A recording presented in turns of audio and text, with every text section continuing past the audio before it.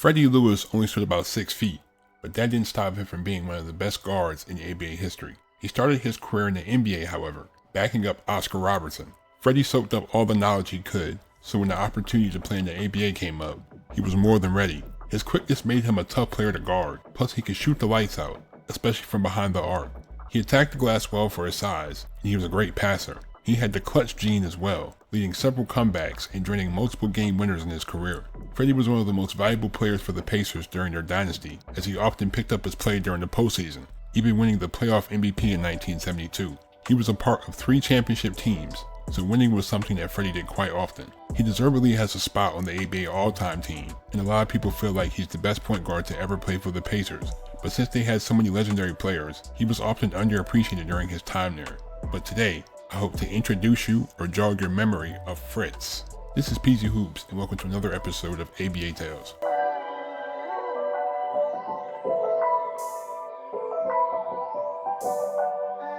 Freddie was born July 1st, 1943 in Huntington, West Virginia. Once he got to McKeesport High School in Pennsylvania, he showed he had what it took to play at the next level. But because he was 6 foot, he didn't receive any Division I offers. But he did attract the attention of 128 junior colleges. He chose to go across the country, attending Eastern Arizona College. After averaging 36 points in his 2 years there, he was still weighing his options. But after scoring 74 points in 2 games against the Arizona State freshman team, head coach Ned Walk quickly scooped him up, and Freddie was now a D1 athlete. In his 2 years as a Sun Devil, he made the all-conference team twice, and although they weren't that successful, Coach Walk saw the potential in him. He knew some reps from the Cincinnati Royals, and he asked him to take a look at Freddie. The Royals actually chose him in the 10th round of the 1966 draft. Freddie was a part of a promising rookie class that included Bob Love and Flynn Robinson. Cincinnati went wherever Oscar Robertson took them, and Freddie used this opportunity to learn as much as he could. He was a third-string point guard, but when he did get time, he showed that he could be an impactful player, pouring in 22 points along with 4 rebounds and 4 assists against Philly, and 18 points in the season finale against San Francisco. Outside of Oscar and Jerry Lucas, Adrian Smith and Happy Hairston were solid contributors, but since Cincinnati didn't have an elite center, they were just an average team, finishing just 39 and 42. Freddie averaged 5 points, 1 rebound, and 1 assist as the Royals faced Philly in the semifinals. He was still deep in the rotation, so he didn't get that much time as the Royals lost the series in 4 games. When talking about his rookie year, Freddie said this: "Oscar taught me a lot. He taught me how to be cool, how to handle situations instead of running all over the court helter-skelter." In 1967, the San Diego Rockets and Seattle Supersonics were added to the league, and Freddie was picked up by the Rockets, but he chose to play in the brand new ABA, signing with the Pacers. After a quick stint in the NABL, he joined Indiana High School legend Jimmy Rail in the starting backcourt, as Roger Brown, Bob Nedelicki, and Reggie Harding completed the opening lineup. Freddie finally had a chance to show his talents, and he came out swinging with 23 points and 9 rebounds in his second career ABA game. He dropped 41 points, 12 rebounds, and 4 assists against Denver, and 43 points, 9 rebounds, and 3 assists against Oakland. Despite his height, he had 6 games with double-digit rebounds, while he wasn't selfish, dishing at least 5 assists in 9 games. Freddie earned an All-Star nod, as he ranked in the top 20 for points, assists, free throw percentage, and 3-pointers made. Roger finally had a chance to play pro basketball, and he was a lead, while Bob averaged a double-double. Reggie's legal issues got him kicked off the team, so Ali Darden and George Peoples filled in for him. Indiana was a middle-of-the-road team, finishing with a 38-40 record, as Freddie averaged 21 points, 6 rebounds, and 2 assists. The Pacers faced the Pipers in the semifinals, as he dropped 17 in Game 1, 21 in Game 2, and 32 in Game 3, but Indiana lost all 3 to get swept. The Pacers robbed the Muskies in the offseason, acquiring Mel Daniels for 2 bench warmers and cash. Indiana had their answer at center, but they got off to a 2-7 start. They fired Larry Staverman and hired Slick Leonard, a former Hoosier that had won an NCAA title. Freddie continued to excel in year 2, as he dropped 12 points, 7 rebounds, and 11 assists on the Nets. He really caught fire in the second half of the season, putting up 36 points on 63% shooting against Minnesota, and a career-high 43 points, 9 rebounds, and 7 assists on Dallas. Freddie ranked amongst the league leaders in points, assists, field goal percentage, and free throw percentage, but he wasn't named to the All-Star game. His uptick in assists was his most promising improvement, but this was necessary due to the carousel of point guards the Pacers brought in, as Jerry Harkness, Tom Thacker, and Bobby Hooper all got time at the 1. One thing that Indiana could rely on was Mel, as he blossomed into a superstar, leading the league in rebounding and winning the MVP. Coach Leonard really brought a different energy out of his players, and the Pacers went 44-34, as Freddie averaged 20 points, 5 rebounds, and 4 assists.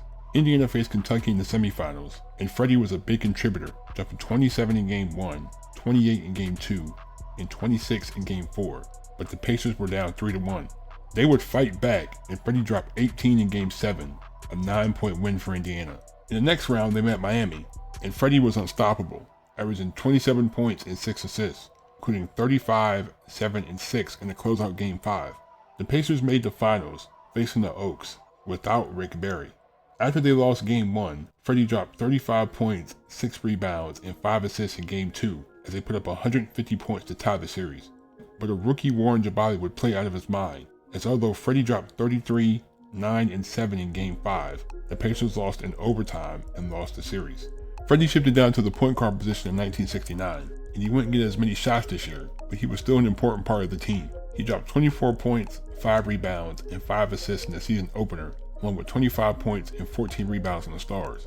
He put up a season-high 34 points along with 5 rebounds and 5 assists on 68% shooting against the Nets. Even as his offensive role was reduced, Freddie was one of the top distributors in the league, and he was letting it fly from deep, with his 47 three-pointers ranking 12th. This Pacers team was a great cohesive unit, winning 59 games, a mark that wouldn't be beaten until 2003. Freddie averaged 16 points, 3 rebounds, and 4 assists, as the Pacers faced Carolina in the semifinals. He averaged 27 points in an easy sweep, as in the next round against Kentucky, he made 50% of his threes in a surprising sweep of the Colonels. The Pacers were back in the finals, this time against a Cinderella Star squad. Freddie was unusually cold to start, making just 9 of his 34 attempts in the first 2 games, but Indiana won them both. The Stars escaped with an overtime win in Game 5 to fight another day, but Freddie dropped 18 in Game 6, as Indiana won their first championship. The Pacers strengthened their bench with the additions of Warren Jabali, Don Seidel, and Art Becker at the turn of the decade, but their most hyped addition was Purdue star Rick Mount, a local legend that the fans were excited about. Freddie continued to be a consistent source of offense, going on a 7-game stretch in November averaging 27 points. He put up 36 points and 10 rebounds against the Floridians, 10 points, 5 rebounds, and 16 assists on the Chaparrals, and he tied his career high with 43 points, 5 rebounds, and 8 assists, draining 4 three-pointers against Virginia. Speaking of threes, he made a career-high 59 of them, which was 9th in the league. He was snubbed from the All-Star game again, and the fans seemed to hate that Slick continued to start him over Rick, even though he was by far the better player. Mel won his second MVP, and the Pacers only lost 1 more game than the year prior, so they looked primed to repeat. Freddie averaged 19 points, 4 rebounds, and 5 assists as Indiana faced Memphis in the semifinals. Freddie dropped 23, 10, and 4 in Game 3 of an easy sweep as they advanced to face Utah in the division finals. Freddie had a terrible series, averaging just 7 points on 39% shooting as the Stars won in Game 7 in Indiana. With the additions of George McGinnis and Darnell Hillman in 1971, the Pacers seemed to get stronger. Freddie's offensive role was reduced again, but he adjusted pretty quickly, dropping 23 points and 7 assists in the season opener. He put up 19 points, 9 rebounds, and 13 assists against Pittsburgh, and 24 points, 13 rebounds, and 9 assists against Kentucky the next game. Freddie was an underrated gem on his team, scoring at least 26 times, while recording 3 double-doubles with rebounds and 6 double-doubles with assists. He was back in the All-Star game, but the Pacers had regressed somewhat from last year, only winning 47 games. Freddie averaged 15 points, 4 rebounds, and 5 assists as he looked to redeem himself from last year's shaky playoff performance. The Rockets were a surprisingly tough matchup in the semifinals, but Freddie came through with 23, 8, and 7 in Game 3, 33, 5, and 5 in Game 4, and 20 points on 9 of 14 shooting in Game 7 as the Pacers barely escaped with a win. They had a chance for revenge against the Stars, but they lost 2 of the first 3 games. Freddie picked it up afterwards, especially in Game 7, where he dropped 23 points, 12 rebounds, and 6 assists, hitting 2 free throws with 24 seconds left to ice the game, guiding the Pacers to another finals appearance. This time, they faced Rick Barry and the Nets, and while Freddie averaged 25 points and 5 assists through the first 4, the series was tied. In Game 5, the Pacers were down by as much as 20, but Freddie came through in the clutch again, dropping 22 points, 6 rebounds, 5 assists, and 4 steals. But most importantly, he led the comeback and sank the game-winning free throws as the Pacers snatched victory from the jaws of defeat. He had another solid outing in Game 6 with 17 points and 6 rebounds, helping the Pacers escape New York with a 3-point win and another championship. Freddie wasn't the Pacers' leading scorer during the postseason, but he was their most important player, so he was named the playoff MVP. After his amazing series against New York, Freddie said this to the press: "I'm going to play here and I'm going to make them accept me whether they want to or not. I've always thought we had the talent to win it, and I felt it was my job to pass on that spirit to the other guys." The Pacers brought in Donnie Freeman for more offense in 1972, while rookie Don Boozy was a great passer and defender. They would eventually bring in former ABA star Gus Johnson, as even though his knees were non-existent, he provided veteran leadership. Freddie would split time in the backcourt with Donnie, but he was still effective. He dropped 30 points, 5 rebounds, and 10 assists on Denver, 31 points, 7 rebounds, and 6 assists on Memphis, and 27 points, 6 rebounds, and 11 assists on San Diego. He placed in the top 20 for assists, steals, free throw percentage, and free pointers made, as Bill Keller was one of the league's top shooters, and George blossomed into a star, leading the Pacers to 51 wins. Freddie averaged 15 points, 3 rebounds, and 4 assists, and he was excellent in the semifinals against Denver, dropping 30, 11, and 3 in Game 2, and 24, 7, and 10 in Game 4 of a dominant 5-game series win. He struggled in the division finals against Utah, failing to score over 14 in all the 6 games, but the Pacers were able to win and make it back to the finals, this time against Kentucky. He bounced back in Game 1 with 29 points, 4 rebounds, and 13 assists, along with 31 points on 62% shooting in Game 5. He had a rough Game 7 with just 11 points, but Indiana was able to win, and now they were back-to-back champions. The Pacers looked to three-peat in 1973, but it looked to be a lot more difficult this year, as although George was elite, their main guys were getting older, with Roger and Bob no longer being as dominant as they used to be. Freddie also wasn't primarily used as a starter for some reason, so his production took a hit. He still put up 16 points, 5 rebounds, 7 assists, and 7 steals on the Tams, and 26 points, 6 rebounds, 6 assists, and 6 steals on San Diego. George was basically carrying the team at this point, but they still won 46 games, as Freddie averaged just 10 points, 3 rebounds, 4 assists, and 1.5 steals. But as usual, Freddie showed up in the playoffs, as the Spurs were their semifinal opponent. He dropped 18 points, 10 assists, and 6 steals in Game 2, and 35 points, 5 rebounds, and 4 assists in Game 5. The Pacers won in 7, and they faced the Stars in the division finals. Freddie dropped 23 points, 4 rebounds, 5 assists, and 4 steals in Game 3, but Indiana lost, and they were 1 game away from being swept. With their season on the line, he exploded for 40 points, 6 rebounds, 6 assists, and 4 steals on 76% shooting to get his team on the board. They won the next 2 games to force a Game 7, but they picked the worst day to go cold, shooting just 42% as they were blown out, ensuring that there would be a new champion this year. The Pacers felt like they needed to clean house, so Freddie and Mel were sent to the Memphis Sounds for Charles Edge and cash considerations. Fred was hooping early on, dropping 34 points in his first game with the team. But once Mel slipped in the bathtub and hurt his back, the Sounds needed a center, so Freddie was traded to the Spirits for Tom Owens. Freddie was on a young team, so he took advantage of the increased playing time, as he averaged 24 points in his first month with St. Louis. He dropped 39 points, 10 rebounds, and 9 assists against San Diego, 31 points and 17 assists against Memphis, and 25 points, 9 assists, and 5 steals against Kentucky. At age 31, Freddie had the best season of his career, ranking 8th in points, 10th in assists, and 5th in steals. He made his 3rd All-Star game, where he dropped 26 points and 10 assists, winning the MVP. Despite Freddie's resurgence, the Spirits were just average, finishing 32 and 52, but they still qualified for the playoffs. Freddie averaged 23 points, 4 rebounds, 6 assists, and 2 steals, as they faced the defending champion Nets in the semifinals, a series that nobody gave them a chance in. Freddie dropped 20, 28, and 30 in the first 3 games, as the Spirits were up 2-1. Even though he shot 6 for 18 in Game 4, St. Louis won again, and they had the Nets on the ropes. Fred added to his collection, as he hit another game-winning shot to stun New York.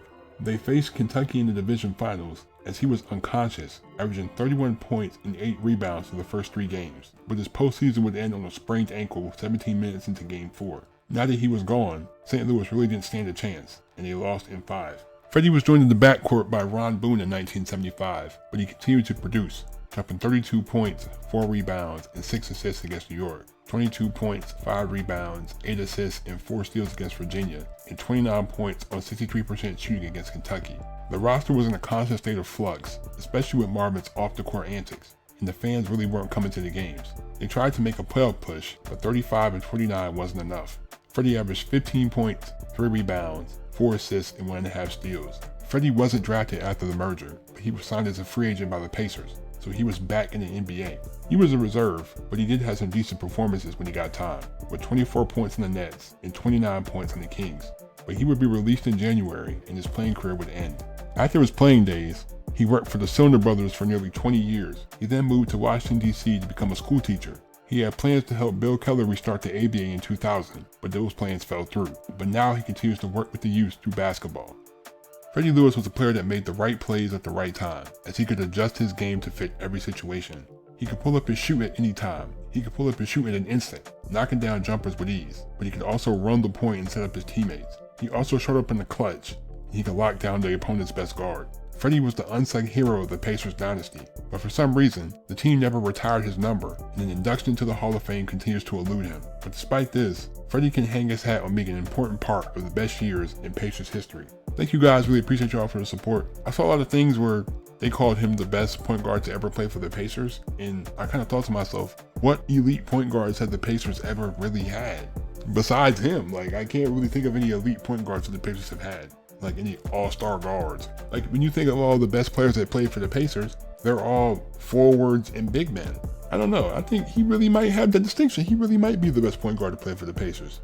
Just someone who was extremely consistent, someone who really could do anything, someone who could affect the game in so many ways. It's just crazy how they didn't really show him that much love. Like, dude, he's helped y'all win 3 championships and you still don't have his number retired. He was the glue that really held them together. Shout out to Freddie Lewis. Thank you guys for watching. I really appreciate y'all. Leave a like if you enjoy. That subscribe button if you're new to my channel. Turn my post notifications on if you haven't already. Thank you. Please be safe. Stay on the grind. I'm out. Peace.